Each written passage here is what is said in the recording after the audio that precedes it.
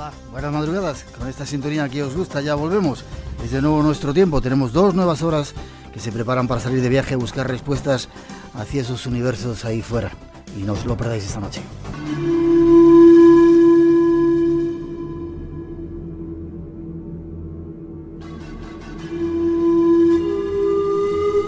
El viaje de esta noche promete descubrirnos muchos antiguos secretos.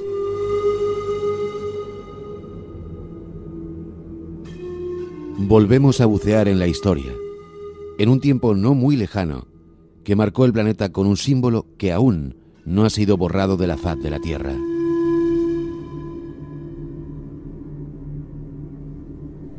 Y os contaremos también historias de tesoros, de huidas, de cambios en la historia conocida.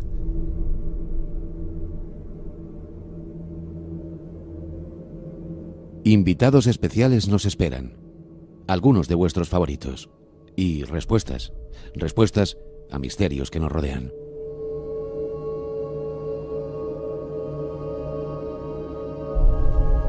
El viaje está servido. Solo nos faltas tú para completar el círculo y la conexión.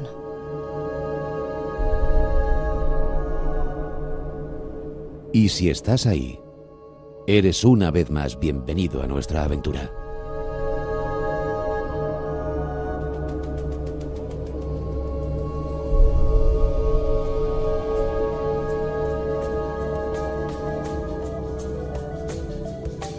Eric Fratini, ¿cómo estás? ¿Qué tal? ¿Cómo estás? Anunciamos que vienes y te empiezan a dar leña, algunos, otros te defienden. Muy en bien. el muro de Facebook y en los diferentes sistemas que tenemos, y eso te gusta, ¿no? Claro, bueno, tú sabes lo que hablen, somos unos seguidores de la famosa frase de que nadie tira piedras sobre un árbol que no tiene fruta. ¡Qué bonito!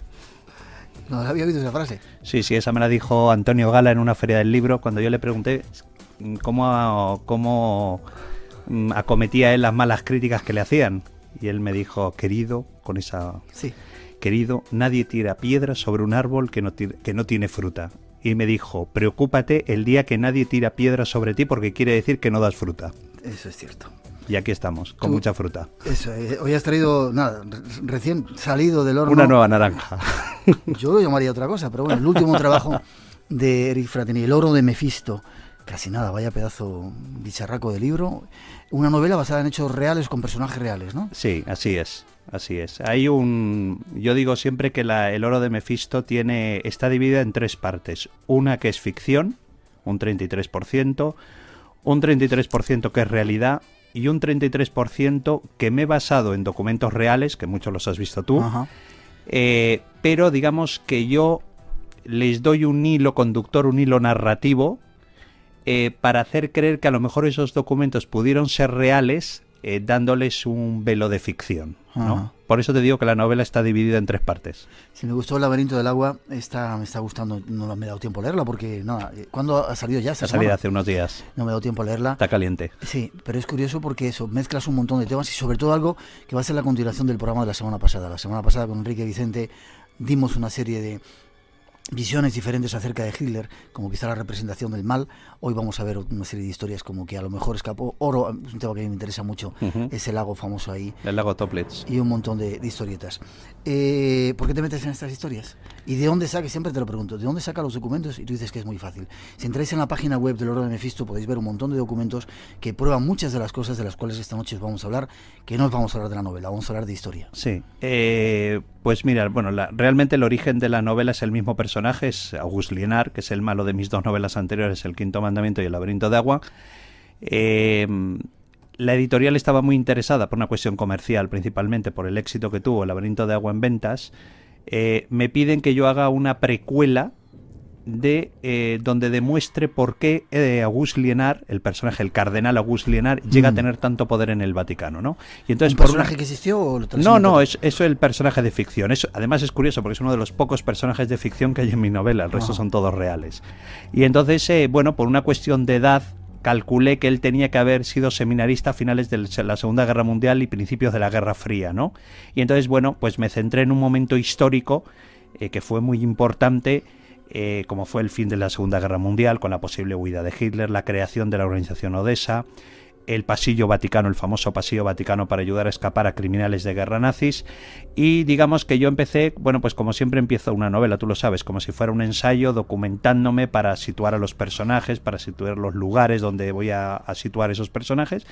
Y lo que pasa, bueno, pues que con este tema del fin del nazismo, del Tercer Reich, pues hay muchos acontecimientos que forman parte, no sé si llamarlo leyendas urbanas, ¿no? Y digamos que yo lo que he hecho ha sido coger muchas de estas leyendas urbanas. Ajá. Déjame que escuchemos una cosa, porque sacas documentos de muchas partes para hacer... a mí este sonido me pone los pelos de punta. Escuchar.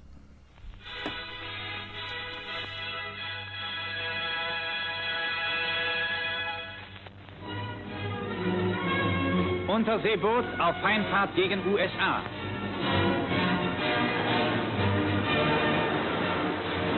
Ehrung eines gefallenen Kameraden. Ein Blumenstrauß, der letzte Gruß, wird den Wellen übergeben. Qué sonido más añejo. Suena a nuestro nodo, ¿te acuerdas? Sí. Sin embargo, esto no es el sonido. Esto no es el nodo, son documentos... Esto es un documento sonoro, es un documental filmado por la unidad de cámaras del Ministerio de Propaganda de Goebbels dentro de los U-Boats, los submarinos alemanes en el Atlántico, estaban en plena guerra del Atlántico, y entonces hicieron un documental sobre cómo vivían esos marineros, esos oficiales de la Kriegsmarine dentro de un submarino de combate.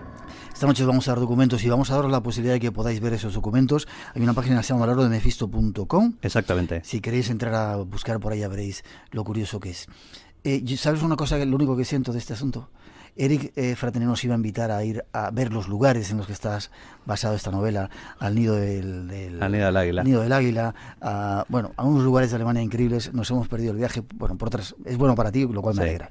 Pero bueno, tendremos que ir algún día a hacer un viaje contigo y ver esos sitios, ¿vale? Y ver los cimientos del Berghof. Ajá. Sabes que yo cada vez que estaba en Alemania, te lo contaba, en campos de concentración me entra una historia, porque si creyera en la reencarnación, yo creo que una de mis últimas vidas estuvo ahí.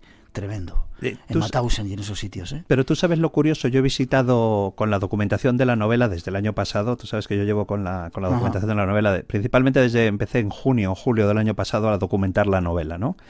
Y he visitado el campo de Sachsenhausen, he visitado el campo de Dachau, he visitado el campo de Ravensbrück, donde murieron donde los nazis mataron a 172.000 mujeres y niños, ¿no? He visitado muchísimos lugares del Reich, el cuartel general de la Gestapo en Berchtesgaden. Me he metido a 60 metros de profundidad donde tenían los calabozos donde torturaban las SS a los prisioneros políticos. Pero tú sabes lo que, digamos, me ha generado más mal rollo. Es curioso, ¿eh? Los cimientos del Berghof. El Berghof era la casa de Hitler en Berchtesgaden, en el Obersalzberg, era su residencia de verano. Para que los oyentes lo recuerden, esas imágenes que se veían a Hitler con Eva Braun jugando con su perra Blondie, el pastor alemán. Bueno, eso era el Berghof, que era su residencia de verano, ¿no? Ahora mismo queda únicamente hubo un bombardeo poco antes, en el mes de abril, poco antes de terminar la Segunda Guerra Mundial, hubo un bombardeo brutal por parte de los británicos sobre el Obersalzberg y quedó casi destruido el Berghof. Quedó solamente la fachada principal. Y en el año 52 los estadounidenses, esa era una zona de ocupación estadounidense, empezaron a descubrir coronas de flores en la zona del Berghof, donde estaba el Berghof, de nazis que se acercaban al Berghof a poner coronas de flores. Y los americanos, para cortar de raíz esa peregrinación, de convertirlo en un lugar de peregrinación, lo dinamitaron y lo volaron. Y entonces ahora únicamente quedan lo que son los cimientos, que los cimientos es absolutamente impresionante, lo que eran los cimientos de la casa. Además te muestra muy bien, viendo los cimientos, cómo debería ser la casa de Hitler, ¿no? Y es curioso porque es el lugar que más mal rollo me ha generado. ¿Sí? Sí, porque además si lo piensas, claro, sobre esos cimientos se tomaron las decisiones más importantes que generaron la Segunda Guerra Mundial y 60 millones de muertos. Claro, tú piensas que sobre esos cimientos Hitler decide la anexión de Austria, decide la anexión de los Sudetes, de Checoslovaquia, decide la entrada de la Wehrmacht, de las unidades de combate alemanas, el 1 de septiembre en Polonia, iniciando la Segunda Guerra Mundial. Y en el Berghof, una de las últimas decisiones que él toma importantes es la Operación Barbarroja, que es la invasión de Rusia.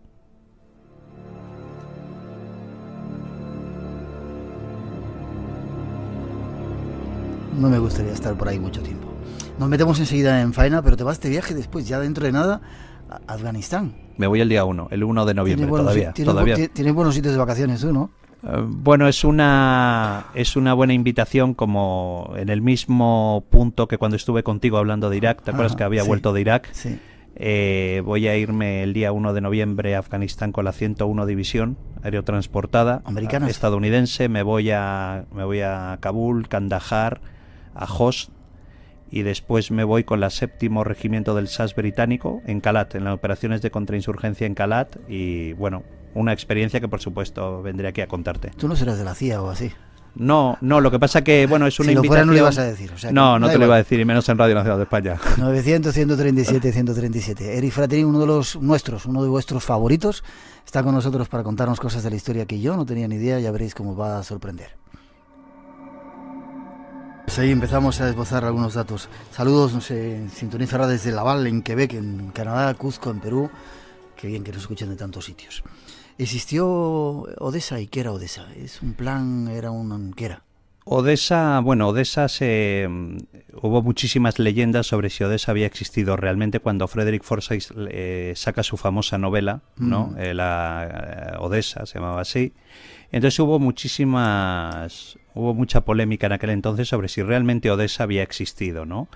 El hombre que defendía realmente la existencia de Odessa era Simon Wiesenthal, que decía que sí que había existido como tal y se había organizado como tal, porque en un primer momento el gobierno alemán decía que había habido muchos grupúsculos que habían ayudado a escapar a criminales de guerra. Entre ellos la Corona Kronauer era una de las organizaciones, la Hermandad era otra, pero realmente no como una organización, un centro, digamos, de evasión con unas líneas establecidas y una financiación establecida.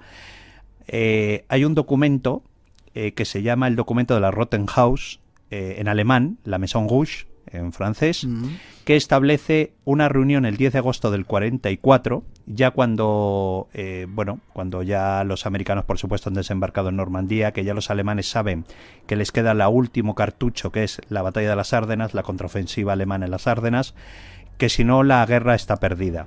Hay muchos altos dirigentes, entre ellos Martin Bormann, el secretario de Hitler, que ven que efectivamente la guerra está perdida, que aunque la contraofensiva llegue a buen término, los aliados ya han desembarcado en el teatro en Europa, ¿no?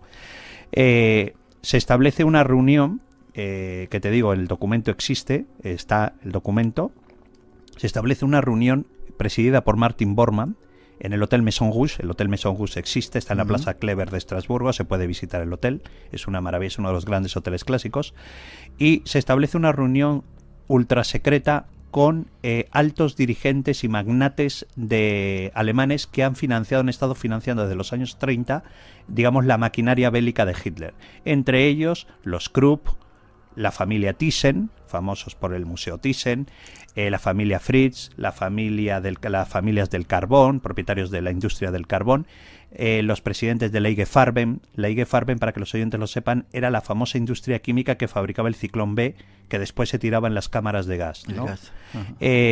Se reúnen una serie de magnates en el Hotel Maison Rouge el 10 de agosto, y ahí se establecen las fuentes de financiación que iban a establecer esos grandes magnates para ayudar a escapar a criminales de guerra nazis, principalmente del Partido Nacional Socialista, de las SS, la Gestapo y de las unidades de vigilancia de los campos de exterminio. Eso iba a ser, digamos, el principal núcleo de evasión de criminales de guerra. ¿Para qué? Para en el futuro establecer un cuarto Reich, ¿no? Y era ponerlos a salvo en lugares de Oriente Medio principalmente y de América Latina, que es lo más conocido. El cuarto Reich es eso, que quería empezar en Sudamérica, ¿no? Argentina, Chile, en esa zona. Bueno, la idea que se tenía establecida en la reunión que se tiene lugar en Estrasburgo es crear un cuarto Reich, nuevamente un renacimiento de un cuarto Reich en Europa. Y digamos, el discurso que da Bormann es, digamos, mantener alejados a los mejores del partido para cuando vuelvan a ser llamados para volver a cometer a las actividades que iban a tener que llevar a cabo, ¿no? Se ayudó a escapar a muchísimos. A través de Odessa se crearon 3 rutas muy famosas. Una fue la Ruta Libertad, que se estableció con los americanos, con la operación Paperclip de la CIA. Hay documentos. ¿Con los americanos? Los americanos ayudan a escapar a casi 800 científicos nazis, entre ellos Werner von Braun. A científicos, y se evacúan a científicos y a sus familias. Eso se llamó el Pasillo Libertad. Después hubo una, la ruta de la araña, perdóname, a Estados Unidos, ¿no? hacia Estados Unidos directamente, y era cuando empezaba la Guerra Fría. Otro fue la ruta de la araña, que fue la famosa ruta que pasó a través de España. Muchos se quedaron en este país protegidos por Franco y por el ministro de Asuntos Exteriores de entonces, Martín Artajo. Y la segunda ruta se llamó el Pasillo Vaticano, que es la que yo hablo en mi novela, que fue una ruta formada por entidades pertenecientes a la Iglesia Católica, al Vaticano, en Roma y en Génova, en el puerto de Génova, para ayudar a escapar a muchos criminales de guerra. Entre los más famosos que se escaparon a través de la ruta del Pasillo Vaticano está Adolf Eichmann, está Joseph Mengele, está Hans Fischbock, el comandante de Treblinka, está Klaus Barbie, el carnicero de Lyon. Es decir, que muchos de estos fueron a parar a América Latina protegidos por el Vaticano, por el Pasillo Vaticano. 2 citas cada semana, de 2 a 4 de la madrugada, 1 hora antes en Canarias, los sábados y domingos. Espacio en Blanco. En Radio Nacional de España, con Miguel Blanco. 900-137-137, nuestro teléfono, llamada gratuita por si queréis preguntar o intervenir en ese concurso que tenemos. Hay 5 libros, El Oro de Mefisto, de Eric Fratini, la nueva obra que esta noche estamos sorteando. ¿Quién era el elegido para ese Cuarto Reich? ¿Había alguna persona que fuera elegido? ¿O se pensara quién podía ser? Hitler, teóricamente. Luego hablaremos de Hitler, si se salvó o no se salvó. Bueno, además hay muchísimos documentos que luego los comentamos, si quieres. Muchos documentos que me encontré sobre Hitler. Pues realmente no hubo una figura como tal, porque la idea era la idea que se tenía cuando Bormann ordena la creación de Odessa es que Bormann iba a ser el elegido del Cuarto Reich, ¿no? Bormann para liderar el Cuarto Reich. Además era un hombre... Bormann yo creo que ha sido una de las figuras más misteriosas de la historia del Tercer Reich, de la que menos se ha escrito. Porque Martin Bormann realmente era el hombre, para que sepas el poder que llegaba a tener. Bormann era quien mantenía y controlaba todos los Gaulatier, que los Gaulatier eran los jefes de partidos regionales en Alemania, y estaban controlados bajo su mando. Por ejemplo, toda la creación de Berchtesgaden como refugio, digamos, de descanso del Tercer Reich fue creado por Martin Bormann. El Nido del Águila, que todavía existe, se puede visitar, porque los bombardeos británicos nunca lo tocaron con las bombas, no llegaron a darle con las bombas, está intacto, tal y como lo dejaron los nazis. En el año 45 fue un regalo que ordenó construir Bormann para los 50 años de Hitler, cuando Hitler cumplió 50 años. Por ejemplo, todo lo que era el dinero digamos, la fortuna personal de Hitler estaba controlada por Bormann. Claro, ¿qué controlaba Bormann principalmente? Las 2 fuentes principales de ingresos eran el Mein Kampf, los derechos de autor del Mein Kampf, que era un libro que era obligatoriamente ser adquirido en cuanto tú te hacías miembro del partido, y lo segundo eran los sellos de correo. Hitler recibía derechos de imagen por aparecer su cara en los sellos de correos del gobierno del Reich. Entonces ese dinero lo cobraba Martin Bormann, y era Martin Bormann quien lo administraba a Hitler. Era quien lo administraba. Es decir, fue un hombre que tuvo muchísimo poder. Y luego es curioso porque si tú te das cuenta en las fotografías oficiales que hay de Hitler, tú mírate las innumerables imágenes que hay de Hitler en grupo, con gente. Tú date cuenta que Martin Bormann siempre aparece detrás en las imágenes, siempre aparece escondido. Era un hombre que no le gustaba aparecer. Nunca había retratos oficiales de Martin Bormann. Era un hombre que estaba siempre en la sombra, era la sombra de Adolf Hitler, y llegó a tener muchísimo poder. ¿Y se benefició de ese Pasillo Vaticano y escapó? Esos son... Yo ha habido 2 figuras con la investigación de la novela, ha habido 2 figuras que han sido muy controvertidas en la investigación. Una es Adolf Hitler y otra es Martin Bormann. Por ejemplo, de Adolf Hitler me he encontrado, además la gente... No adelantes mucho eso de que si se escapó o no se escapó, aguanta. Bueno, por ejemplo, de Martin Bormann he encontrado muchísimos documentos de la CIA y del FBI, donde hay agentes que informan al cuartel general del FBI que han detectado a Martin Bormann, hay algunos colgados en la página web, han detectado a Martin Bormann en Sudamérica, otro que han detectado a Bormann en Siria, otro que han detectado a Bormann en el Cairo. Es decir, pero luego...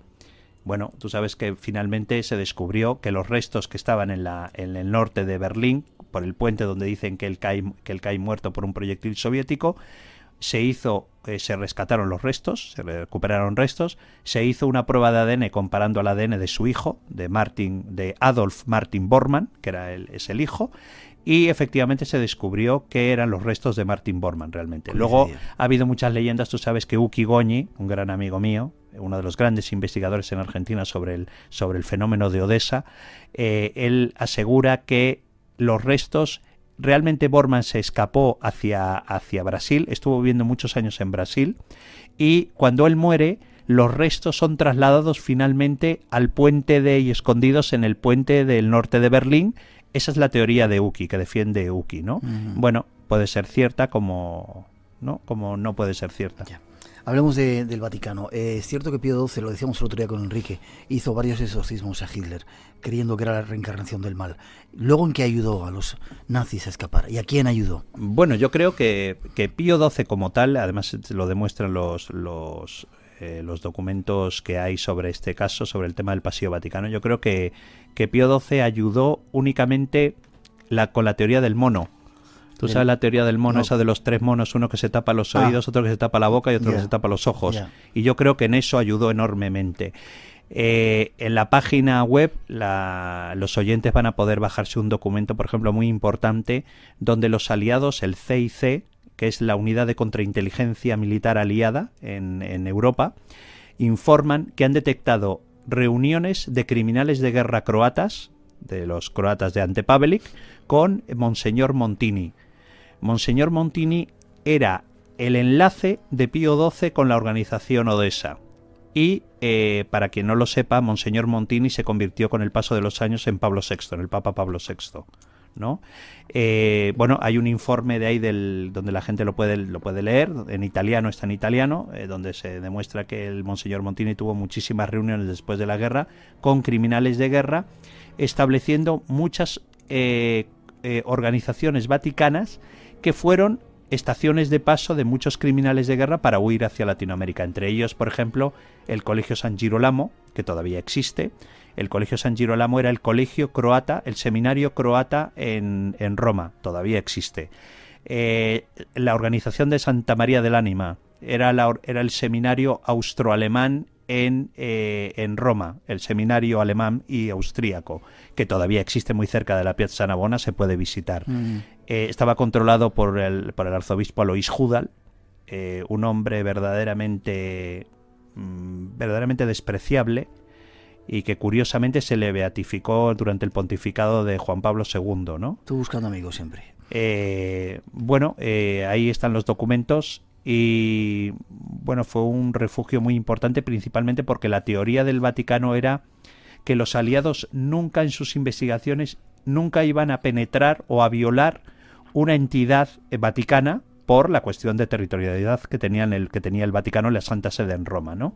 Y entonces a través de ahí se ayudó a escapar a muchísimos criminales de guerra. ¿Por dinero? Bueno, es que yo creo que principalmente Pío XII temía más a Stalin que a Hitler. Comunismo, ¿no? Sí, vale. Tenía terror al comunismo. Déjame que diga unas cuantas cositas. 235, 900, 137, 137, por si queréis intervenir. Déjame que escuchemos este documento sonoro también sacado de tu página, que tiene que ver con personajes que luego te voy a preguntar. Pero no todos son llevados ante la justicia. Algunos consiguen escapar al castigo. Entre ellos el inhumano doctor Joseph Mengele, el verdugo de la Gestapo Adolf Eichmann, el carnicero de Lyon Klaus Barbie, el comandante de campos de exterminio Franz Stangl. Todos representaban la crueldad extrema del Tercer Reich, pero consiguieron escapar tras la victoria de los aliados. Se rumoreó que escaparon en submarinos durante los últimos días del Reich, pero descubrimientos recientes narran una historia bastante más siniestra. Ahora hablaremos de submarinos también. Son tantos los tentáculos que uno puede enganchar en esta historia que es increíble. Mengele me llama mucho la atención. ¿Dónde acabó? ¿O cómo pues mira, acabó Mengele? Mengele consiguió escapar a través del Pasillo Vaticano en el puerto de Génova. Fue protegido en una parroquia durante mucho tiempo, en una parroquia que hay en el mismo puerto de Génova. Se le consiguió embarcar en un barco, fue a Argentina, y de Argentina Odessa, la organización Odessa, lo ocultó en Brasil. Ahí estuvo viviendo durante muchísimo tiempo de forma muy humilde, Y finalmente Mengele, es curioso, un día, una mañana, nadando en un lago, le da un infarto y muere ahogado en un lago. Se recupera el cadáver y lo que es curioso es que los restos aún permanecen pudriéndose en una caja de seguridad de la policía, del lugar de la Policía Federal brasileña donde murió Mengele. Y hace unos 10 años, o menos, tal vez 7 años, una universidad americana fue a hacer un reportaje sobre Mengele, cogió restos de los huesos, les hizo un estudio de ADN y descubrieron que efectivamente que era de Mengele, o sea, que lo que rectificaba que efectivamente había conseguido huir. Hay una película que se llama Los niños del Brasil que está fantástico, con Gregory Peck, ¿no? Basada un poco en un extraño doctor que hace cosas. Hace poco salió una noticia, además déjame que lo diga, hace poco lo leí, creo que fue en el diario El País donde lo leí, el reportaje, donde hablaban que curiosamente, a lo mejor es una casualidad, pero curiosamente el lugar donde había estado viviendo Mengele en Brasil se habían dado un aumento impresionante de gemelos. Yo también lo había leído. Y yo lo leí en El País, no sé si era un rebote de una agencia o de un periódico estadounidense, yo lo leí en el diario El País, y hablaban del reportaje que decían que además decían los porcentajes en relación a otras zonas del mundo, y era absolutamente exorbitante el número de gemelos que se habían dado en esa zona donde había estado Mengele.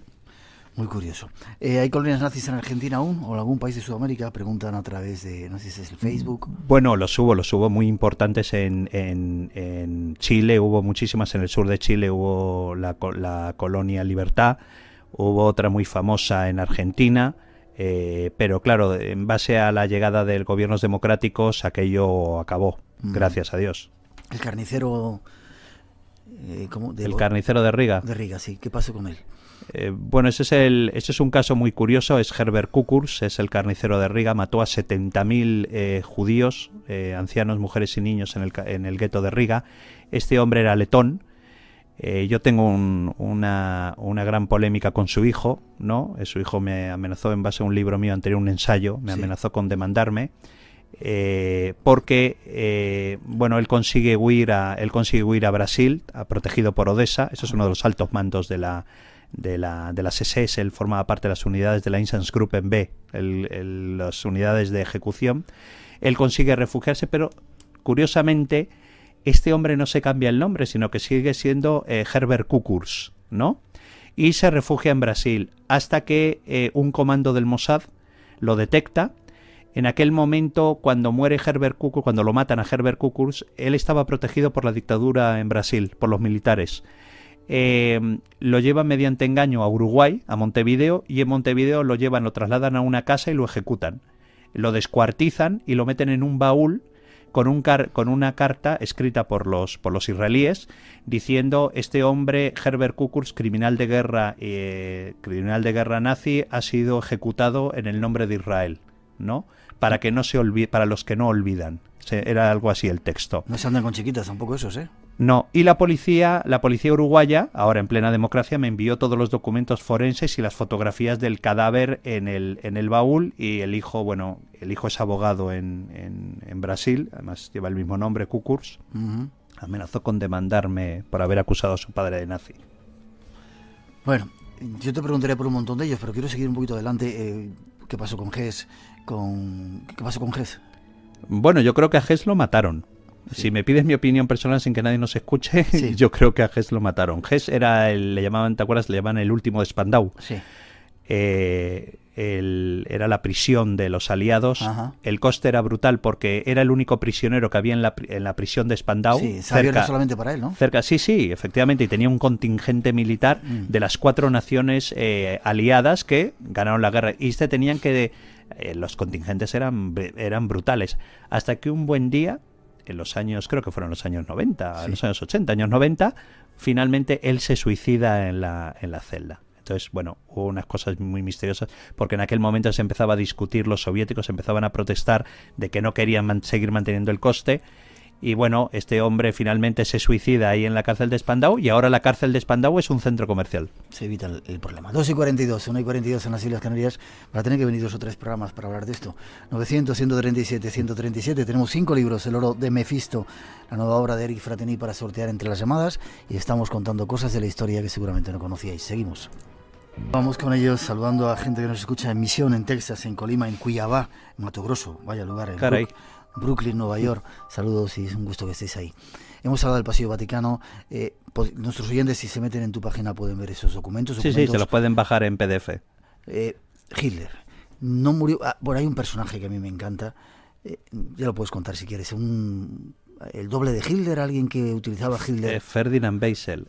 ¿Quién era este personaje? Eso lo encontré en la documentación cuando estaba investigando, cuando estaba recopilando la documentación de la novela. Me encontré con la historia de Ferdinand Beissel. Este tipo realmente es que tiene una novela él solo.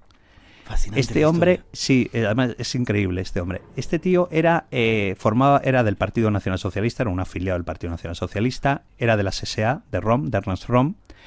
Y un buen día este hombre se divertía, era un borracho, era un alcohólico, y se divertía imitando a Hitler, porque se parecía mucho a Hitler. Y un buen día... ¿Llevaba el bigotito también? Sí, sí. Y entonces un buen día en una cervecería de Múnich, el tipo Ferdinand Beissel se pone a hacer la broma de imitar a Hitler, ¿no? Durante un discurso, con tan mala suerte que hay dentro de la cervecería hay 4 miembros de la Gestapo y lo detienen por violar la imagen del Führer, ¿no? Este hombre es llevado al cuartel general de la Gestapo en Múnich, y de Múnich es trasladado a Prinz Albert Straße, el cuartel general de la Gestapo en Berlín, y allí el carcelero que lo cuidaba, que le daba de comer, informa a Müller, a Gestapo Müller, que era Heinrich Müller, que era el jefe de la Gestapo, le informa que han detenido a un hombre que es exactamente igual que Hitler, ¿no? Y bueno, ahí comienza la historia realmente de Ferdinand Beissel. Müller informa a Bormann de que han detenido a un hombre que se parece mucho a Hitler y que tal vez lo pueden utilizar como doble para acontecimientos de poca importancia a las que debe acudir el Führer y que al Führer no le interesan, ¿no? Y entonces utilizan efectivamente a Ferdinand Beissel, le empiezan a entrenar, le visten exactamente igual que el Führer, y curiosamente parece ser que es el cadáver que encuentran los soviéticos cuando entran en la Cancillería después del asedio. Ellos se encuentran, y además se ha hecho muy famosa esa fotografía, tomada por los cámaras de soviéticos, del ejército soviético, cuando entran ya en la Cancillería destruida, en las ruinas de la Cancillería, encuentran a un hombre que se parece mucho a Hitler. No, no en el búnker. No, en la Cancillería. Además, es que la imagen es muy famosa, dio la vuelta al mundo a la famosa imagen, porque pensaron ellos que era Hitler, y no, luego vieron que era un doble, y era Ferdinand Beissel. Y entonces, bueno, yo utilizo el Bundesarchiv, al que quiero desde aquí agradecerle toda la ayuda que me han prestado para esta novela. Es el archivo estatal del gobierno alemán, que me han prestado una valiosísima ayuda con la documentación. Me enviaron todo el dossier de Ferdinand Beissel, ¿no? De la ficha oficial de la detención de la Gestapo. Bueno, tiene una historia increíble, y esta es una de las historias que yo meto. Ferdinand Beissel como tal, con su nombre y apellido, tiene un papel muy importante en mi novela. Datos históricos de este personaje que muchos no conocíamos. También hay datos de que Hitler pudo huir y se le vio en Argentina y en otros lugares. Bueno, es curiosísimo. Cuéntame. Es curiosísimo porque también te digo, los descubrí durante la investigación para la documentación de la novela. El primer documento que descubrí es un documento fechado en septiembre del 45. Es decir, la guerra ha terminado en mayo, es el 4 de mayo cuando el almirante Dönitz ordena a todas las unidades de combate alemanas que se rindan. Este documento es de septiembre del 45, es de un agente del contraespionaje del CIC, la contrainteligencia militar aliada en Europa, informando a sus superiores en Washington que han detectado a Adolf Hitler en el puerto de Kristiansand, en Noruega. Vale. Ese documento es real, es un informe de un agente, está colgado en internet en la página web de la... Curiosamente, hay una leyenda con el tema de los submarinos, que ahora vamos a hablar de ellos. Que ahora hablaremos de los 2 famosos submarinos, que misteriosamente uno de los submarinos de los que vamos a hablar, dicen que esa misma fecha partió del puerto de Kristiansand para la última patrulla, que es uno de los submarinos que misteriosamente, ahora te contaré un poco la historia de todos los submarinos, desaparece y aparece meses después en Argentina, este submarino. Entonces, hay otro documento que también está colgado en la página web, que yo lo encontré, es un documento del FBI, dirigido por un agente del FBI en la embajada norteamericana, en la embajada estadounidense en Buenos Aires, dirigido a Edgar Hoover, a J. Edgar Hoover, el famoso director, todopoderoso director del FBI, donde informan que han detectado a Hitler en Buenos Aires, en una zona de Buenos Aires. El documento está en inglés, se puede descargar tranquilamente, pues se puede descargar en PDF y la gente puede leerlo, pero es curioso. Ahí lo tenéis por si queréis verlo. Te invitamos a entrar en un mundo único. Espacio en blanco. Mucho más de lo que puedas imaginar. En Radio Nacional de España, con Miguel Blanco. Hay que desengrasar un poco, por eso ponemos nos tienes embobados aquí contando historias. Eric, submarinos, ¿qué pasó con esos dos submarinos? El U-530 y el U-977. Ajá. Pues mira, ahí esto también forma parte de las grandes leyendas del fin del Tercer Reich, ¿no? El día 4 de mayo, Dönitz da las órdenes a las unidades de combate y en especial a las unidades submarinas que todavía están en el Atlántico que suban a superficie y se rindan a las unidades británicas, ¿no? de la Navy británica. Hay en total 3 submarinos que desaparecen misteriosamente. Dos de ellos son el U-530 al mando del comandante Otto Bermuth y el U-977 al mando del comandante Heinz Schäfer. Estos 2 submarinos desaparecen misteriosamente y los aliados empiezan a pedir explicaciones al alto mando de la Kriegsmarine y les dicen que posiblemente han entrado en combate en los últimos meses de la guerra y han sido hundidos, ¿no? Bueno, estos submarinos aparecen misteriosamente a finales del 45 en los puertos de Argentina, en 2 puertos de Argentina. Aparecen los 2 submarinos. ¿Qué hacían allí? ¿Cómo fueron allí? Hay 2 teorías. Está colgado, por ejemplo, en la página web, el visado que le da el gobierno argentino a Otto Bermuth, al comandante del U-530. Y luego está colgado el informe, el informe de la inteligencia naval estadounidense del interrogatorio a la tripulación del U-977, donde en ese interrogatorio le han preguntado a Heinz Schäfer, que es trasladado misteriosamente hasta Estados Unidos, le preguntan que si él ha trasladado a algún alto cargo del Partido Nacional Socialista, ha trasladado él desde Kristiansand a Argentina. Schäfer dice que él ha trasladado a Eva Braun y a Hitler a Argentina. Pero misteriosamente la inteligencia naval estadounidense dicen que miente, que esa declaración se la ha inventado Schäfer, digamos, para intentar alargar, para acelerar su puesta en libertad y poder que él regresara a Alemania. Y él se ha inventado eso.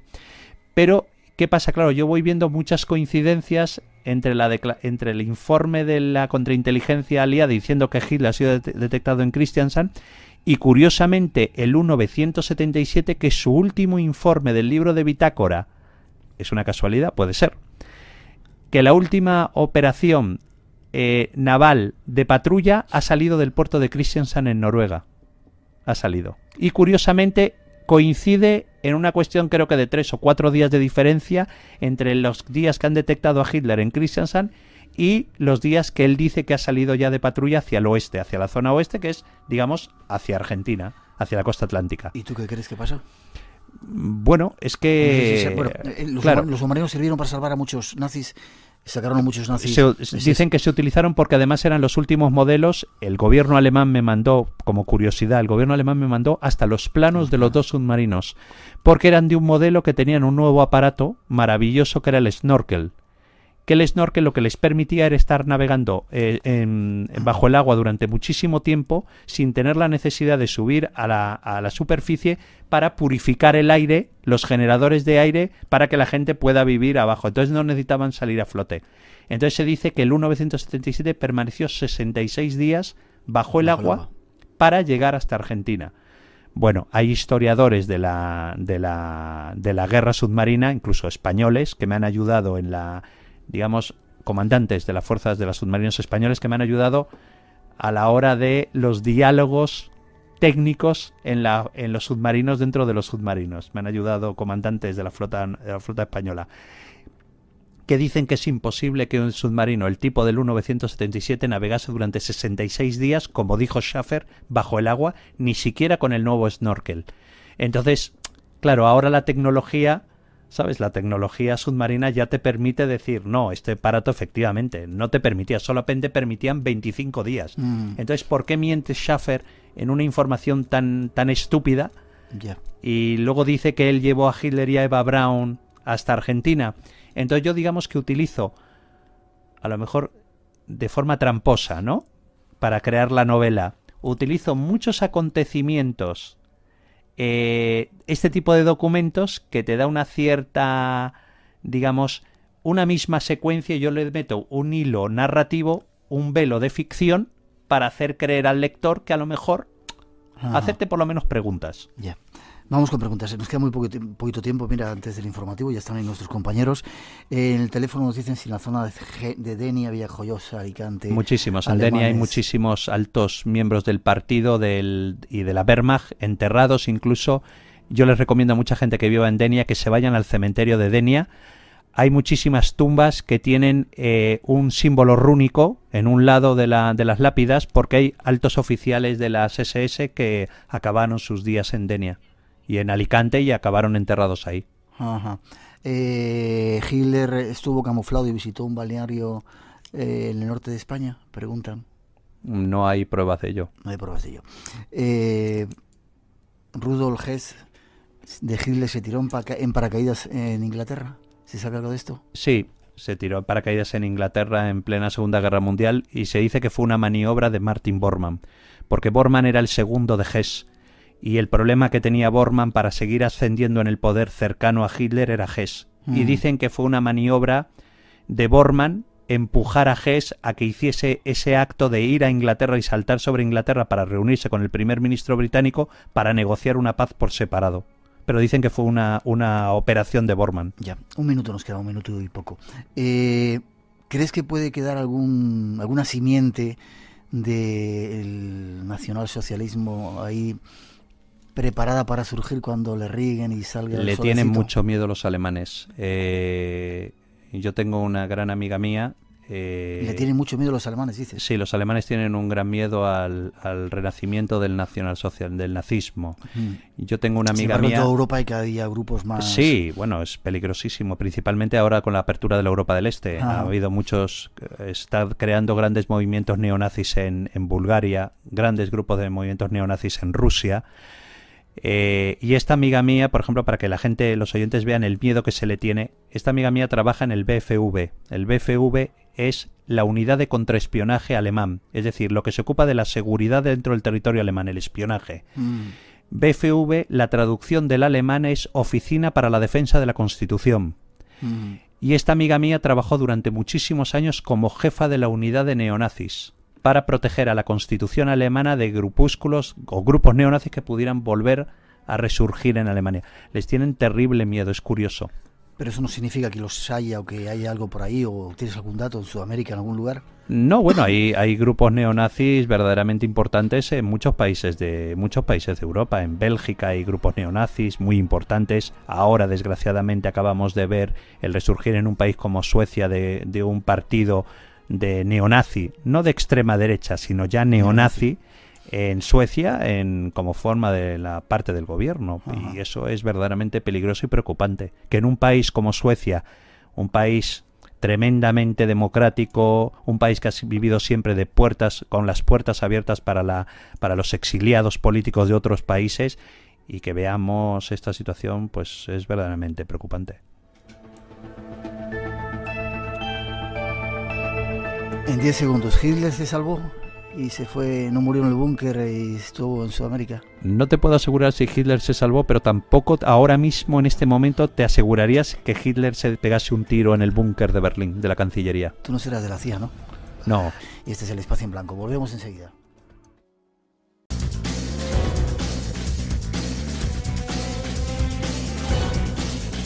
Volvemos, segunda hora del Espacio en Blanco, este Espacio en Blanco especial que estamos haciendo desde la Casa de la Cultura de Hermigua, en La Gomera, con nuestra gratitud a todos los que han venido a vernos, gente incluso de Tenerife.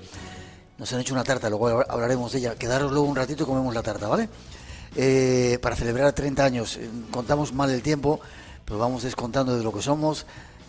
Ya somos mayorcitos, entonces hay que quitarse años. Espacio en Blanco especial, los saludo a todos los que estáis ahí, a la gente que estáis sintonizados en Radio 1 y Radio 5, a los que descargáis el podcast haciendo que seamos uno de los programas, dicen, más descargado de toda la radio, y especialmente esta noche a toda esa legión, miles de personas que están escuchando el programa a través de la radio online en toda Latinoamérica y en diferentes partes de España. Y si sois gomeros, todavía más, saludos, abrazos para todos.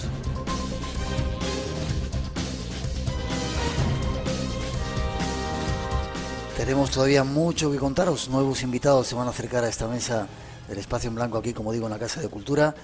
Vamos a algún misterio extraño que sigue ocurriendo en esta isla, ya veréis. Una pareja de turistas alemanes se las tuvo que ver con uno de estos seres fantásticos que se han perpetuado desde los tiempos anteriores a la cristianización de la isla.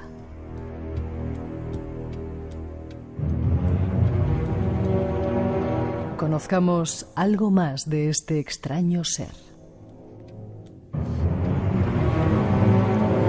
Se une a esta mesa Carlos Pérez Simancas. Buenas noches de nuevo, Carlitos. Buenas noches. No sé si te va a tocar hablar a ti, me parece, Nando. Yo no suelo contar historias mías personales en el programa de radio, pero me dejáis que, con vuestro permiso. Isla de La Palma, Nochevieja, yo siempre iba con mis padres, me siento muy unido a estas islas, a celebrar la Nochebuena y la Nochevieja, 31 de diciembre, después de las uvas. A mí no me gustan los tenderetes, y les digo, me voy a la caldera de Taburiente. Me cojo el coche, me subo a la caldera de Taburiente, aparco allí en esa cosita que hay, el aparcamiento, y me meto dentro de la caldera de Taburiente a caminar como una hora. Esos estrechos pasillos que hay por ahí. Estoy tranquilamente viendo allí, meditando, celebrando el año, preparando las cosas nuevas que voy a hacer, y siento una voz en mi cabeza que me dice, Miguel, levántate y corre. Ni me lo pensé, salí zumbando sin saber qué pasaba. Y al cabo de un rato siento que venía algo detrás de mí, algo que iba dando golpes así, caminando a cuatro patas, que se alzaba en dos patas, que jadeaba como un diablo y que cada vez me enganchaba más.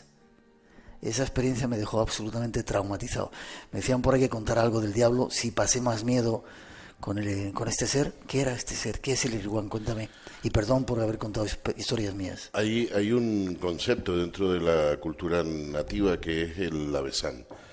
Vale, el Avesán es lo oscuro, etimológicamente es lo oscuro.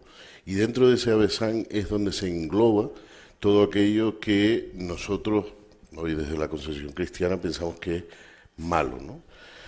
Pero evidentemente cumplen su función, es decir, estos seres, ¿no?, como el que a ti se te aparece en La Palma, hay testimonios, hemos recogido testimonios en la isla de Tenerife, por ejemplo, como guardianes de esa zona.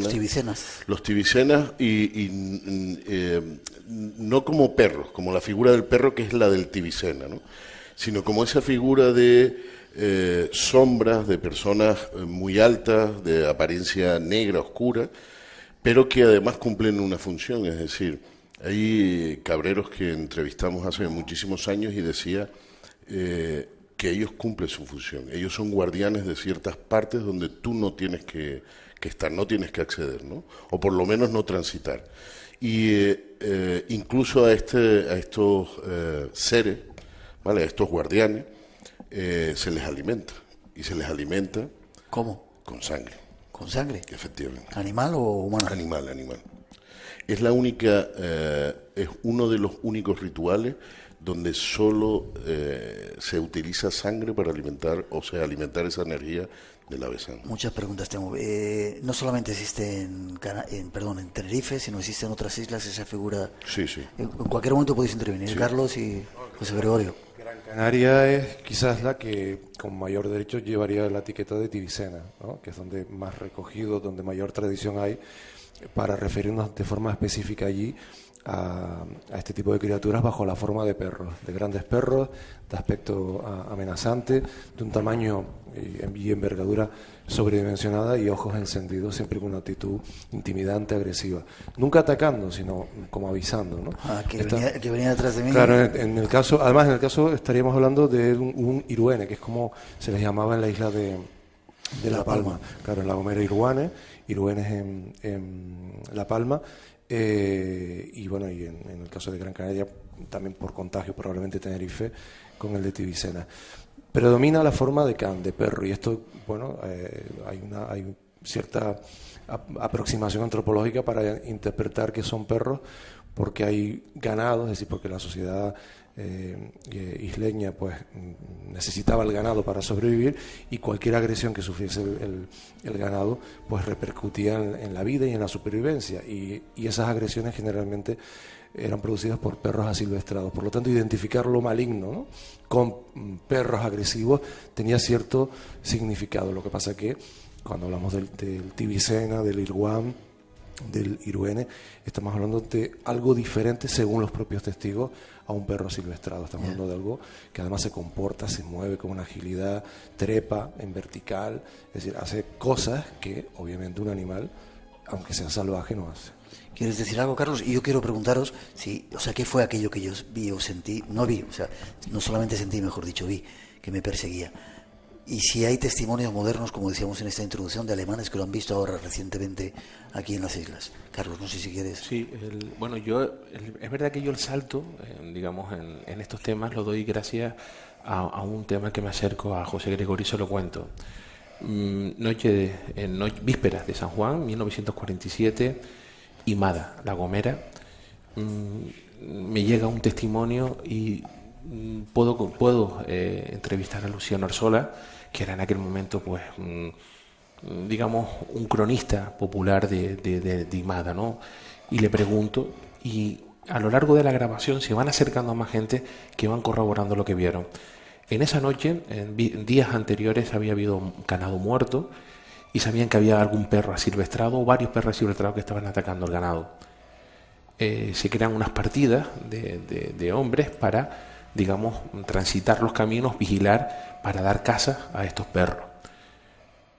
En vísperas de San Juan, estamos hablando, era una festividad que aquí en La Gomera se celebraba, pues era tan importante como la Nochebuena. Se reunían las familias para celebrar esa fiesta. Se oye la voz de alarma, que es la plaza de Imada, la plaza donde se encuentra ahora la ermita, que se le llamaba anteriormente el bailadero de las brujas. Han acorralado algo. Se van acercando este testigo, Luciano Arcelo, con otros amigos. Él era un muchacho de unos 14, 15 años. Se van acercando y ellos describen a unos 60 metros desde arriba como un grupo de hombres tienen acorralado a algo que era como una especie de perro, como un animal salvaje. Tenía como 2 metros de alzada desde el morro hasta el suelo. Lo tenían acorralado y apuntándole con escopeta. El que fuera alcalde de Alajeró, Enrique Quintero, carga la escopeta, pega un tiro al aire, aquel animal no huye, y el segundo tiro sí le alcanza, estallando en luz, que eso también es una característica. ¿Estallando en luz? Estallando en luz, es una característica que nuestro compañero Luis Javier me ha comentado que también se nota. Pero muy brevemente, tendremos también el perro rajita, que lo han visto pescadores en la zona abajo de la Dama, donde se encuentra la luz. Y en la etimología, por ejemplo, tenemos la cañada de Jorge.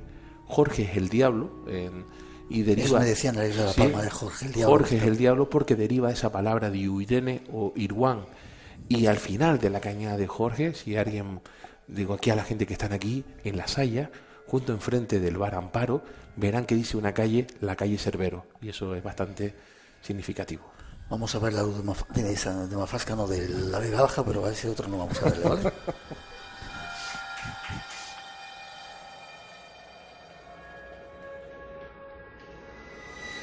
Tú me decías, Nando, que hay testimonios de extranjeros que lo han visto también. Sí, sobre todo en las cañadas.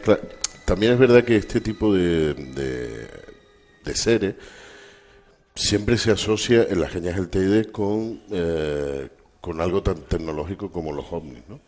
Pero hay suficientes testimonios, no solo de cabreros, que además te aconsejan no ir por ciertas zonas en las cañadas, porque sobre todo lo que es el círculo de las cañadas del Teide, porque se pueden aparecer estos seres, ¿no? Hay sitios tan emblemáticos como el menhir de Ayesa, encima de Arafo, que es donde se iba, por ejemplo, a alimentar en cierta época del año, a regar con sangre para alimentar a estos seres, ¿no? Actualmente hay testimonios, ¿sabes?, sobre todo de extranjeros que ven a aquellos seres, los ven siempre de lejos, esa apariencia de una estatura elevada, oscuros, no tiene facciones, no tiene... y que ellos, bueno, pues interpretan como, bueno, hay muchos que piensan siempre vamos al fenómeno ovni, ¿no? Como, pues, bueno, las Cañadas del Teide también tienen esa fama, pero decir una cosita sobre el tema de los tibicenas, ¿no? Las apariencias que tienen siempre son como débiles, ¿no? Muchas veces no tienen esa consistencia, ¿vale?, sino que parecen proyecciones que van perdiendo la dureza de la imagen, ¿no? No interactúan muchas veces con el testigo, es decir, pasan, ¿no? Y parece que tienen una actitud menos agresiva, ¿no?, que, por ejemplo, estos guardianes con los que tú te puedes haber tropezado. Y yo siempre he dicho que estos seres que se aparecen en determinados lugares, curiosamente siempre están asociados a yacimientos arqueológicos. ¿Sí? Sí, zonas que han sido lugares de culto en la antigüedad, ¿no? Pero es curioso también que yo muchísimas veces, una vez lo estuvimos comentando, de que yo soy de la idea de lo que estamos viendo son proyecciones mentales, es decir, producidas por aquellas mujeres que nosotros llamamos maguadas, y que se utilizaban precisamente para ahuyentar de miradas indiscretas o de personas que no tenían que estar en esa zona, esos lugares de culto. Es algo así como una proyección holográfica, ¿verdad?, que se coloca para aquel que no tenga el permiso o no tenga la capacidad de estar en zonas sagradas, pues salga espantado, evidentemente. Y en el caso de, perdón, vuelvo a poner mi ejemplo, de que corría detrás de mí, que sentía su corporeidad, que... Estoy recordando, a raíz de tu caso, uno recogido, el más reciente, recogido por nuestro compañero Luis Javier Velasco, en Gran Canaria, donde una pareja que va en moto y que están en un mirador disfrutando de la noche, sienten y lo viven intensamente y sienten ese mismo peligro, claro, o esa misma sensación de riesgo a la que tú te refieres, que se les aproxima una mole animal, aparentemente un perro, pero de gran envergadura, y reaccionan a tiempo para prácticamente con el casco, o sea, mientras arrancan la moto, con el casco tocar al bicho, a lo que fuese aquella criatura que descartaron que pudiese ser un perro, pero que bueno, que nunca, también el miedo, el pánico, esa sensación de riesgo real, dos personas, porque hay que también tener en cuenta esto, no si es una persona, es uno a uno, pero dos personas que además pueden hacerle frente dentro de los propios instintos de un animal salvaje, pues el animal puede reaccionar y sentirse amenazado ante dos personas, ¿no? Sin embargo, aquello siguió su curso contra ellos y bueno, se salvaron, escaparon, no sufrieron daño, según lo que ellos pensaban por la mínima, ¿no? Carlos, ¿quieres decir algo? Sí, más o menos en La Gomera, los dos últimos testimonios que he recogido sería a través de una compañera, guía, y dos turistas belgas bajando lo que sería la zona Salamanca, que está por encima de las Toscas, llegando a Playa de Santiago, muy cerca, como diría Fernando, cerca de un lugar llamado el Lomo del Fuego. También a plena luz del día, a plena del día estaba atardeciendo, ya venían de caminar, iban a coger hacia el coche y vieron también una figura erguida. Ellos hablaban como una especie de hombre muy alto, pero con la cabeza de un animal, ¿no?, que venía pues dando grandes saltos por esa zona. En esa zona, sí, muy abuela pluma, hay una historia que lo recoge Fernando Sanz, si mal no recuerdo, que escribió Historia Popular de La Gomera, y recoge que a una partera, un día de estos de lluvias muy fuertes, cayendo trueno y relámpago, fueron a buscar a una partera. La partera vivía en Benchijigua, sube por esa zona, y el hijo más pequeño, o el hermano más pequeño del hijo de la casa, que fue a buscar a la partera con otro niño, dos niños por allí, miró y vio una figura de un animal a cuatro patas, ¿no? La partera le decía que no mirara, que mirara el camino, que siguiera caminando hasta llegar a la casa la partera. Aquel niño se llamó José el Podón, Juan el Podón, y tenía visiones remotas, ¿no? Y tenía la capacidad de que podía ver lo que estaba pasando en Latinoamérica con los gomeros emigrados. Espacio en Blanco, programa especial desde esta isla mágica esta noche, desde Hermigua, la Casa de la Cultura. Sabemos que allí sucede o ha sucedido algo fuera de lo habitual. Ni siquiera hace falta que nos hayan informado sobre los rumores que circulan entre la gente para sentir estas oscuras palpitaciones.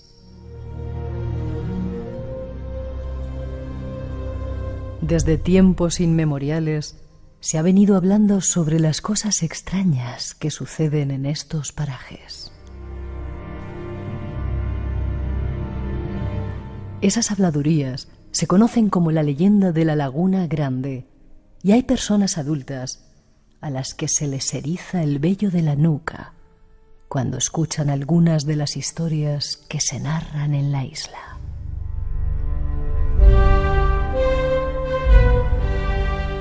Conozcamos esta y otras leyendas que circulan de boca en boca por estos parajes. Esto va para ti, si me permites, Carlos. Llevamos unas cuantas horas contigo y la cantidad de historias que ya tengo la cabeza hasta arriba, de leyendas, de historias, además te dan montones de datos. El Alto de Garajonay, tuve la oportunidad, el honor de verlo ayer contigo y siento lo que decía este texto. ¿Qué ocurre allí? ¿Qué misterios hay en ese Alto de Garajonay? Y date, si puede ser sintético, porque nos vamos luego al aeropuerto. Vale, es muy sintético. Tenemos aquí luego tendrás el director del Museo Arqueológico, Juan Carlos Hernández. Me dice que no es el director, que es un trabajador, pero bueno, él no sabe que le van a hacer director dentro de poco. Bueno, lo tenemos, y junto con otro historiador, Rubén Martínez, hicieron un trabajo enorme hablar sobre el bosque, ¿no? El bosque es un lugar sagrado. Es verdad que todas las ermitas e iglesias de La Gomera se encuentran en torno al monte. Por alguna razón, los gomeros sabían de que el monte era en momentos de escasez sería su supervivencia, que de ahí manaba todo: agua, alimentos y carne, ¿no? En la casa. No habría que ser no hay que ir muy allá para entender de que ellos creían que allí pues habitaban sus deidades, ¿no? Era lo más alto, lo que más cerca estaba del cielo, y de que era un lugar mágico y a veces muy peligroso si se adentraban en según qué zona. Me decías ayer, cuando baja esa niebla, que esa niebla significaba también... Sí, significaba, a mí me lo contaban los pescadores de Playa Santiago, ¿no? Significa el alma, ¿no? De cómo es el alma de la isla, ¿no? De la gente que se ha fallecido anteriormente y que viene con la mayor bendición que puede tener una isla, que es el agua. Sí. Vale, déjame que pongamos un poquito de música y vamos con un asuntillo que tenemos aquí.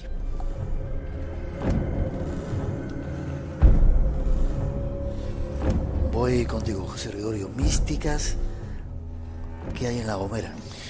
O nacidas en La Gomera, sí. Este tema de las místicas a mí me interesa particularmente porque podemos rastrearlos desde un punto de vista documental, en archivos inquisitoriales, en archivos históricos, y encontrarnos con personajes que en su tiempo fueron el centro de infinidad de prodigios.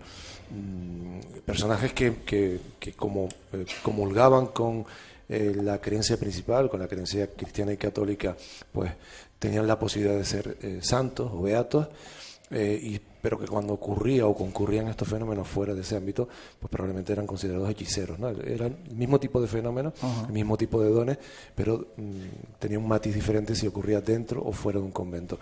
Bueno, pues hay una Gomera muy particular, nacida en Arure, Ana María de Guzmán, que queda huérfana y es recogida en un convento de Tenerife, en el de Garachico, y se convirtió, monja lega, por lo tanto entró pues como pobre, con una dote que probablemente la donaría algún cura o algún familiar, y como todas las monjas legas, pues estaba entregada a las tareas, digamos, más bajas, más domésticas dentro del convento, porque bueno, en los conventos había también escalas sociales, ¿no?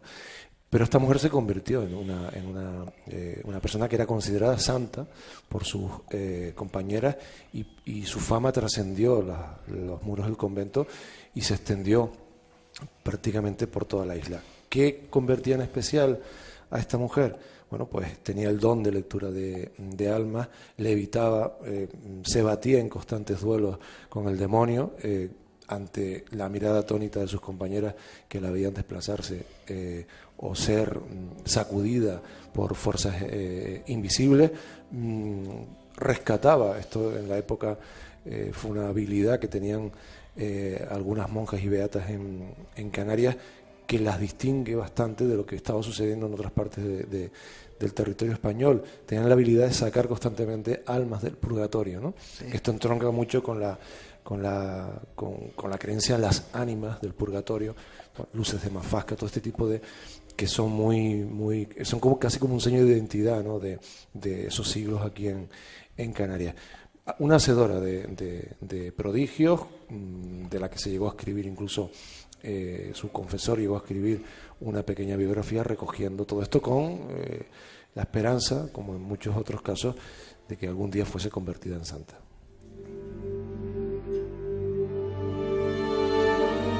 Si te gusta el misterio, lo desconocido, tienes una cita con nosotros, de 2 a 4 de la madrugada, del sábado al domingo. Espacio en Blanco, con Miguel Blanco, en Radio Nacional. Y esta noche desde La Gomera, con un montón de invitados, amigos que han venido incluso de Tenerife, uno de los mejores embajadores que tiene La Gomera, Carlos Pérez Simancas, y otro montón de gente guapa. Nos vamos al aeropuerto. ¿Qué pasa en este aeropuerto de La Gomera? El aeropuerto. El aeropuerto, de manera oficial no pasa nada, pero off the record, de manera ya... A ver si no lo podemos contar y luego... No. De manera oficial no te cuentan nada, no pasa nada, pero de manera oficiosa, off the record, empiezan a contarte historias, presencia, puertas que se abren, pasos, sensores de movimiento que se vuelven locos en lugares donde las cámaras no están viendo nada, llamadas de la Guardia Civil registrando el recinto, toques de apariciones fantasmales, una serie de vigilantes de seguridad que se dan de baja porque no resisten digamos lo que está pasando allí. Pero es que el aeropuerto es el epicentro de algo que se mueve alrededor. Cuando yo he hecho alguna ruta por la zona, suelo decir, hago un triángulo entre el aeropuerto, La Dama y Garajonae, y empezamos a contar suicidios, muertes trágicas y accidentes de tráfico que hay en esa zona. Suele ser muy, muy elevado para una isla tan pequeña. Algo pasa allí y el aeropuerto está en eso, en el epicentro. Yeah. Un poquito más arriba había un paso, que era el paso que pasaba para ir de un barranco a otro. Los antiguos vecinos de Playa Santiago lo llamaban el paso de los susurros, porque cuando pasaban por ahí oían susurros en la lejanía como gente hablando. Se nos quedan multitud de misterios que desentrañar aquí en esta isla. Vamos a tener que volver más veces a hacer más programas de La Gomera, pero tienes un testimonio, creo, de alguien que ha vivido una historia en el aeropuerto. Sí, ese testimonio lo recogimos José Gregorio y yo. Yo hablo con José Gregorio y le digo, tengo un testigo de calidad, miembro de la Fuerza de Seguridad del Estado, Guardia Civil en este caso, que fue el que entró en el aeropuerto, pero es que luego nos comenta, ¿verdad? Y eso ya creo que fue ¿verdad, José? Sí. Creo que fue lo más que nos llamó la atención, fue el testimonio de que le llegaron dos guardias civiles contándole otro hecho que había pasado muy cerca del aeropuerto. Mira cómo suenan las campanas. ¿Lo vas a decir tú? Sí, no, que lo cuente Carlos, pero es que es un caso muy impactante porque es una pareja de la Guardia Civil que está haciendo guardia en esa zona y que de pronto se ve abordada por un sujeto que se muestra virulento, que golpea el coche, ellos están dentro de su coche, lo golpea con insistencia ante el desconcierto de la pareja de la Guardia Civil, que no estará acostumbrada a que le hagan esto, ¿no? Y se bajan para identificarlo, para obviamente levantar un atestado, vaya usted a saber para qué, y no lo encuentran y atribuyen que el no encontrarlo a que se haya podido escabullir por una zona que no está iluminada y que ellos tampoco conocen demasiado bien.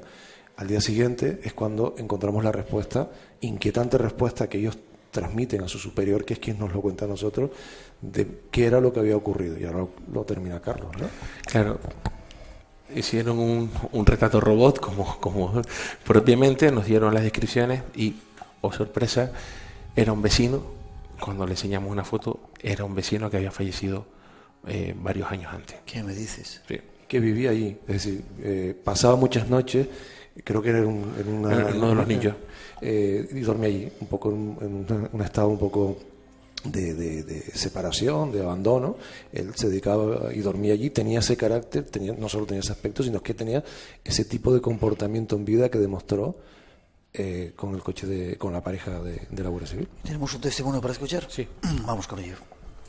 Me acuerdo un día, comentaba mi compañero de servicio el caso de, en las inmediaciones del aeropuerto hay el cementerio del pueblo, está allí en las inmediaciones del aeropuerto, y es una zona muy tranquila. Entonces, un día de mucho calor en agosto, pues la patrulla estaba por allí descansando a las 3, 4 de la mañana, y me contaron que de repente se le metió una persona por la ventanilla del coche, como le pasó a la chica esta del militar, una persona, me la describieron perfectamente, y que les había echado la bronca por estar allí, que hacían allí, que allí no podían estar, que se fueran. Y en principio los compañeros se fueron, pues, un poquito así extrañados, pero después dijeron, vamos nosotros que somos la Guardia Civil, vamos de aquí. Sí, son ustedes. Sí, no, pero que ellos me decían que tuvieron una sensación extraña, de que se tenían que ir. Vamos, pero después dijeron, pues vamos a ir nosotros que somos la Guardia Civil, para y bájate y vamos a hablar con esta persona de que porque nos tenemos que ir nosotros de aquí. Y cuando bajaron, allí no había nadie. Revisaban toda la zona y allí no había nadie. Y la cosa es que contaron esta historia con gente del pueblo delante. Y cuando describieron a la persona que había echado esa bronca, hubo gente del pueblo que lo reconoció. Y fue una persona que se había muerto hacía unos años y que era conflictiva en el pueblo, que daba problemas y que tenía esa forma de actuar. Pero que se había muerto hacía 2 o 3 años y claro, estos chavales no lo conocían a esa persona, pero la gente del pueblo que estaba conmigo escuchándolo se llevaba las manos a la cabeza diciendo, pues este es fulano. Muertos, fallecidos que se aparecen. Al militar que se menciona en la grabación es el caso más inquietante de lo del caso del aeropuerto. Una vigilante de seguridad se encierra, está pasando luces, un ruido, se encierra dentro de la garita con el perro y con el arma reglamentaria. Y de repente oye aporrear la puerta. Ella sale, empieza a hablar con un militar vestido de campaña, con el traje muy sucio, que le está diciendo que se tiene que ir de ahí, ella le dice que sí, que se va, que está esperando acá venga la Guardia Civil, cierra la puerta, viene la pareja de la Guardia Civil y, oh sorpresa, cuando visionan las imágenes, se ve a la vigilante de seguridad hablando sola, no había nadie allí. Por eso nos habéis traído un barco en vez de un avión. Exactamente, pues. Vale, último 3 minutitos antes de que venga el futuro director del Museo de Arqueología. Cuevas encantadas. ¿Hay cuevas encantadas también aquí? Sí, hay un trabajo enorme que ha hecho pues José Pereira López, Pepe, el de los topónimos, como llamamos aquí en La Gomera.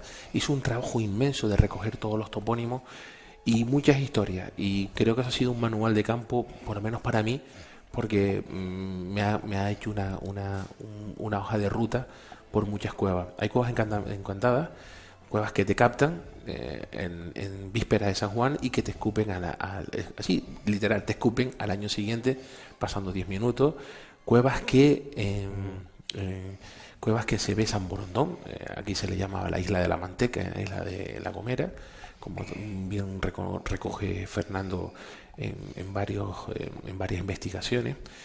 Y tenemos la cueva del Comegente, de un ser que vivía en los Altos de Gran Rey, que se llevaba gente, les daba de comer rana Por eso decía que cuando no se veían muchas ranas en el barranco de Villarreyes, que él come gente tenía overbooking en la cueva. Y hay una historia en la que le hacen una trampa para cazar al comegente y lo matan. El comegente sería una especie de licántropo, también gomero. También, la gomera tiene también su... De todo tenéis aquí, tiene hombre su nombre, lo también.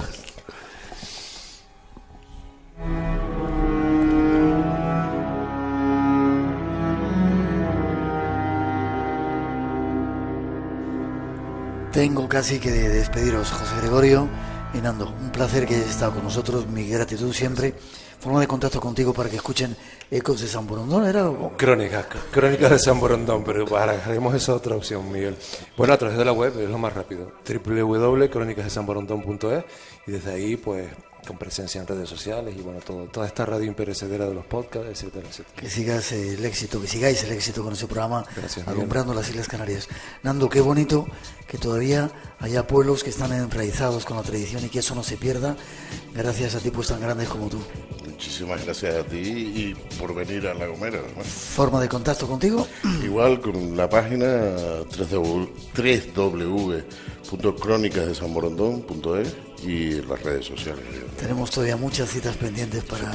Y nos vamos a la primera a comer una tarta y nos vamos a ver luces después, ¿vale? No te vayas, Carlitos. Un aplauso os pido para ellos. Mientras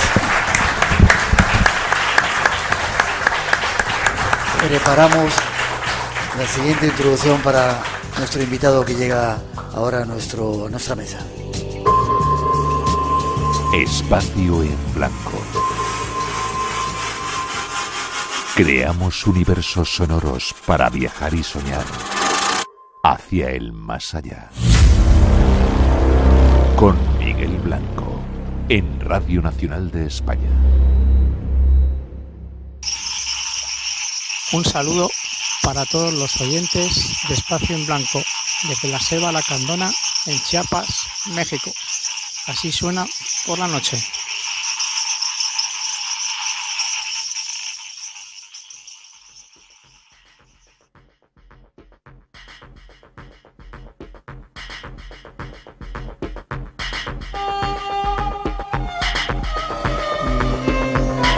Un nuevo invitado que llega a nuestro programa, Juan Carlos Hernández Marrero.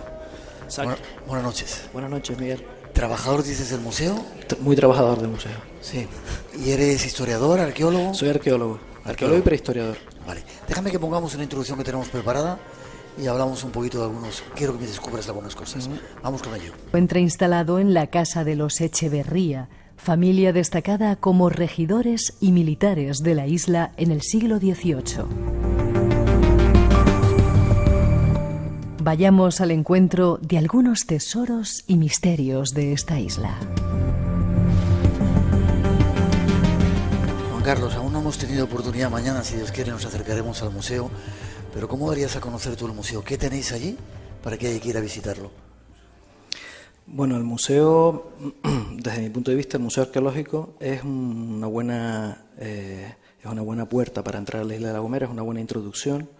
Allí dice de dónde llegamos, allí dice cómo funcionaba la isla en el mayor lapso de historia que hemos tenido, que es en torno a la era hasta el año 1500 más o menos, y ahí dice cuáles son nuestras raíces. Desde mi punto de vista, o sea, nosotros no tenemos esos grandes tesoros que tienen otras culturas materiales, digamos, no tenemos esos objetos, pero sí tenemos mucho sedimento, mucha tierra donde hay mucha información. Y tenemos, desde mi punto de vista, un discurso museístico bien trabado, y cualquier persona que va a visitarlo, pues... Vale, ahí está la invitación para que vayáis a conocer el museo, si venís a esta isla. Nosotros vamos a ir mañana, pero me contaba Carlos, que sigue aquí con nosotros en la mesa, que habíais descubierto cuál era el origen de los gomeros o de los canarios en general. No, que no se sabe exactamente de dónde vienen. Vamos a ver, es una evidencia ya desde hace bastante tiempo que la procedencia de los antiguos pobladores de Canarias, en términos generales, es del norte de África. Eso es muy evidente. ¿Bereberes? Sí, bereberes, claro. Sí. Bereberes, pero tú sabes que dentro de los bereberes, en la historia antigua, hay muchos pueblos que se diferencian, ¿no? Y bueno, nosotros tenemos un paralelismo con el norte de África en la actualidad. Siguen existiendo gomeros que vendrían a ser como, entrecomillados, primos lejanos nuestros. que viven en la actualidad muy cerca de Tánger, ¿no? Está lo que se conoce como el País Gomara, y no solamente eso, sino que tenemos multitud de referencias documentales por ponerte un ejemplo. ¿Has dicho que se conoce como el País Gomara? El País Gomara, sí. Multitud de referencias documentales, por ejemplo, en el último periodo de luchas en el sur de la península ibérica, antes de 1492 y de la toma definitiva de Granada. Por ejemplo, en la toma de Málaga, en el año del Señor de 1478, quienes defienden la ciudad de Málaga, la fortaleza de Málaga, son gomaras o gomeres. De hecho, la palabra gomeres sigue ahí viva, ¿no? Hay calles en Sevilla, en Córdoba, en Granada, la Cuesta de los Gomeres, la calle de los Gomeros. Y esos vendrían siendo poblaciones gomeras que suben con los almohades en el siglo XI, eran religiosos muy radicales, desde el norte de África a la península, ¿no? Es una oleada, digamos, de integrismo musulmán que vivió el sur de al Andalus, ¿no? Eso es lo que hace que los gomeros seáis tan especiales, tan... No, en principio esos vendrían a ser primos lejanos nuestros mucho tiempo después de que nosotros hayamos abandonado, digamos, el norte, de que nos hayan traído desde el norte de África, ¿no? ¿Cómo que os trajeron? Sí, en principio... ¿Como esclavos o como...? En principio las hipótesis que se manejan y están documentadas en la literatura, digamos, clásica para Canarias, no solamente para la isla de La Gomera, es que hay una serie de rebeliones después de la caída de Cartago en 1146 a.C. y una vez que la Roma imperial toma, digamos, el control administrativo del norte de África, hay una serie de rebeliones, ¿no? Empiezan por estar contra Juba II, etcétera, etcétera. Producto de estas rebeliones es una figura legal romana que se llama la deportatio, ¿no? Deportatio consiste en que cogían población de un lado y la transferían a otro lugar, ¿no? Entonces, probablemente las dataciones y los restos arqueológicos a donde apuntan es a una temporalidad que no excede demasiado del cambio de era y que, bueno, que probablemente pues lo que es el poblamiento, no el contacto o el establecimiento no estable, ¿no? Probablemente las islas se conocen ya desde Cartago y son frecuentadas por cartagineses y por fenicios, etcétera. Pero lo que es el poblamiento probablemente se produce en época romana. ¿Cómo sabe, Carlitos? Hay que hacerle director de... Me estoy enrollando mucho aquí. Hay que hacerle director del museo. Perdonen. Como tenemos muy poco tiempo, mañana voy a verte y vamos a tener oportunidad de seguir hablando más. Alguien me ha contado por ahí que se descubrió una piedra por ahí arriba que tenía...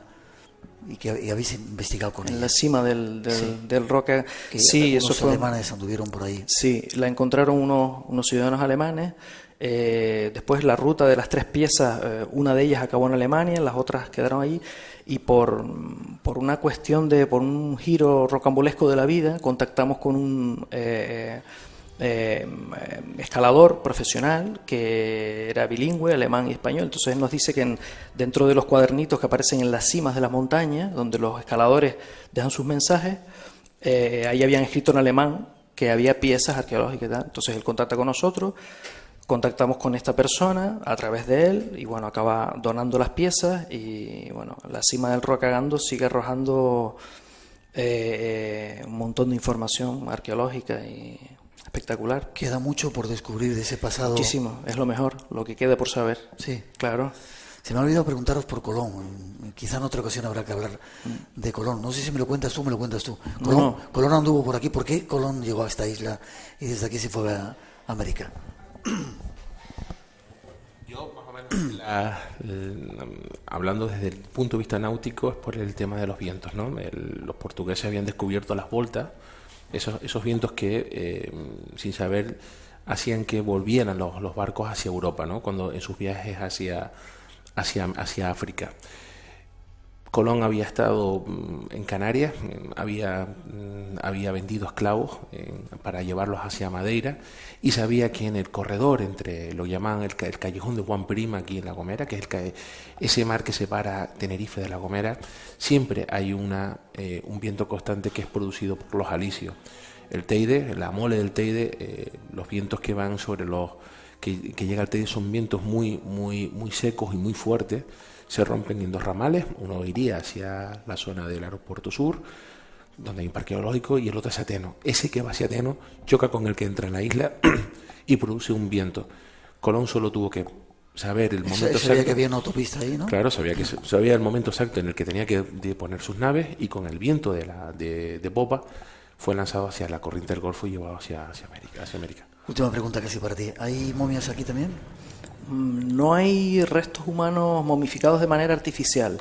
Hay restos humanos con momificación, digamos, natural. Es decir, el lugar donde se coloca el cuerpo tiene unas condiciones microclimáticas que permiten la conservación de los tejidos blandos. Punto. No hay modificación del cuerpo, intervención en el cuerpo, ¿no? ¿Y la pieza más, el tesoro que tienes en el museo? ¿Qué más te ha llamado la atención que hayáis encontrado en la isla? Hombre, nosotros tenemos una colección bioantropológica muy importante, y yo creo que toda la información que le estamos sacando a esa colección, nosotros, como te estoy comentando, una cultura, una sociedad de pastores no es una sociedad que se haya prodigado en fabricar, digamos, grandes, digamos, tesoros en ese sentido, ¿no? Pero sí en otro sentido, ¿no? En el sentido de decir que, bueno, que los antiguos fueron gente que se asentaron aquí, vivieron durante mucho tiempo. Nosotros tenemos muchas cosas de ellos que no sabemos, que están por saberse, por descubrirse. En eso radica el interés. Y desde mi punto de vista es aquello que contiene más información y una información más privada, ¿no? que a través de lo cual somos capaces de traducir que hay una historia privada detrás del objeto, ¿no? Cualquiera de los objetos es valiosísimo para nosotros, ¿eh?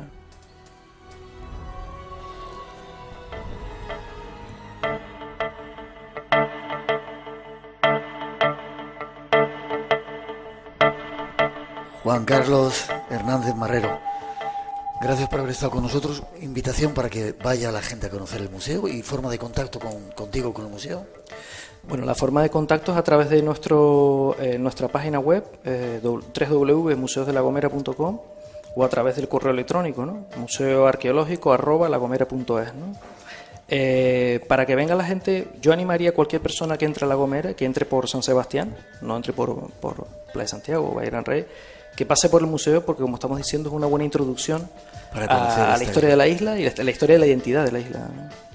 Mañana vamos a verte, ¿vale? Muy bien, bienvenido soy. Un placer, muchas gracias. Un aplauso pido para él. Gracias.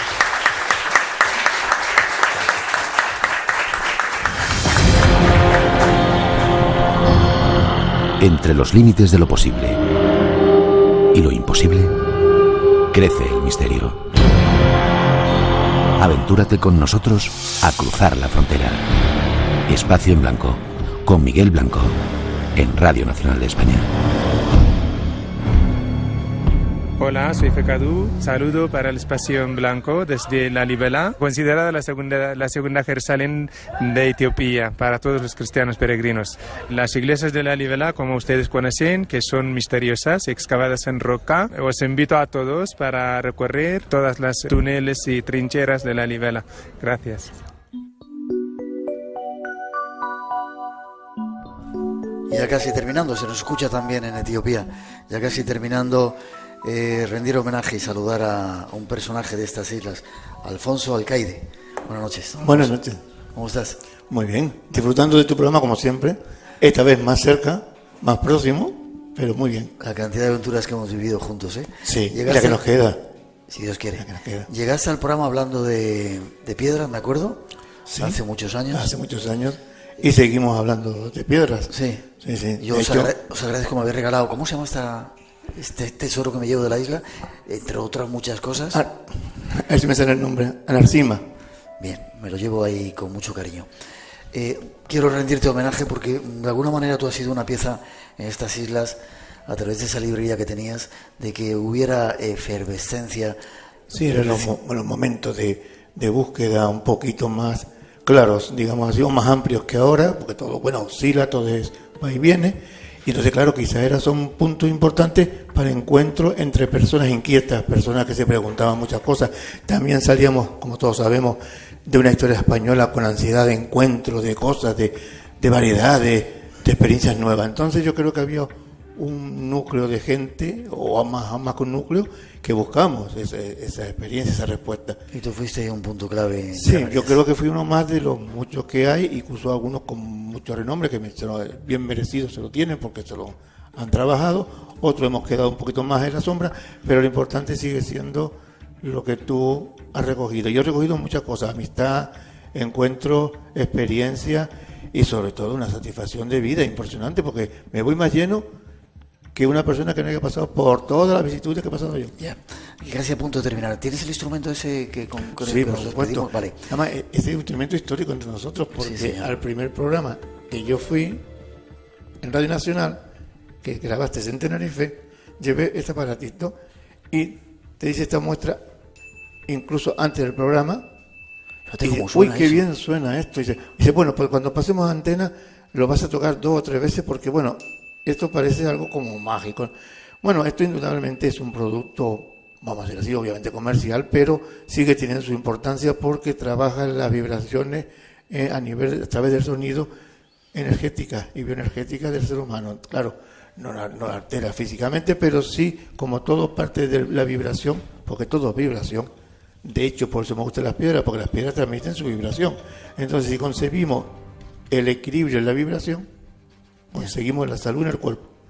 Entonces, eso sería una especie de vibración para usar en momentos determinados. Da un toquecito más que nos vamos.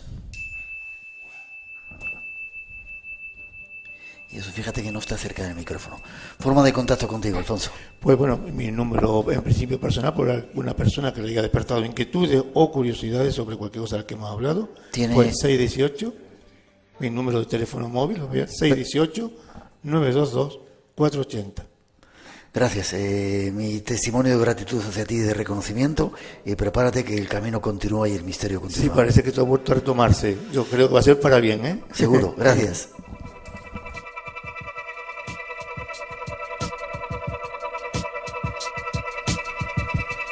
Y ya casi terminando, Rosa Rodríguez se une a nuestra mesa. Carlos Pérez Simancas. Ahí está tu abuelo. Vaya nieto que tienes, abuelito, ¿eh? Cito, vaya nieto que tienes. Ha sido, Carlos, un placer inmenso compartir contigo y lo que nos queda, que nos hayas enseñado de esa forma que tienes tan poderosa, tan desde dentro, estos tesoros de La Gomera. Nos queda mucho por contar todavía, te lo agradezco. No, yo te lo agradezco a ti por venir, por aceptar la invitación y sobre todo por eso, por cumplir un sueño de un niño de Playa Santiago, de ver y escuchar el espacio en blanco en su isla. Gracias, os pido un aplauso para él, para ellos. Rosa, nos vamos casi. Qué bonito estar aquí en La Gomera, ¿verdad? Muy bonito, muy emocionante, la verdad, y tenemos que dar las gracias. No nos podemos ir sin dar las gracias pues al Cabildo Insular de La Gomera, al Ayuntamiento de la Villa de Hermigua. Ha estado aquí con nosotros el concejal de Turismo del Ayuntamiento de Hermigua, el excelentísimo señor Antonio Fiebes, que está todavía aquí con nosotros entre el público, y agradecer al presidente del Cabildo, por supuesto, al excelentísimo señor Casimiro Curbelo, porque gracias a todos ellos y, por supuesto, a nuestro embajador de La Gomera en el mundo, a Carlos Pérez Simancas, pues el hecho de que hayamos podido venir hasta esta isla y conocerla en profundidad. Muchas gracias. Gracias a ti. Próxima cita del Espacio en Blanco, la próxima salida que tenemos en Barcelona el día 1 de... El día 1 de diciembre, ya nos queda muy poquito, estaremos allí y bueno, en un marco también muy especial, ¿no? Un marco muy mágico en el Magic Internacional. El misterio continúa, pero nos quedamos aquí, se queda parte de nuestra alma, de nuestro corazón, de gratitud a todos vosotros, a esta isla de La Gomera. Nos vamos.